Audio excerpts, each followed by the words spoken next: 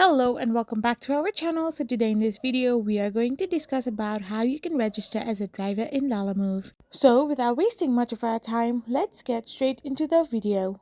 So for this, all you need to do is simply tap open a web browser of your preference and type in the URL www.lalamove.com/driver.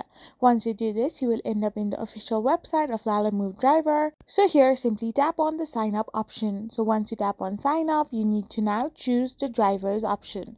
So for drivers, you need to simply type in all your credentials that have been asked by Lalamove. You need to type in your phone number, your city you are willing to drive in, and the vehicle you are willing to drive. Then you need to give them a consent about all the terms and conditions and privacy policy and tap on get started as driver. So to get registered as a Lalamove driver, you need to submit them all your verification IDs, your license, your PAN number and everything.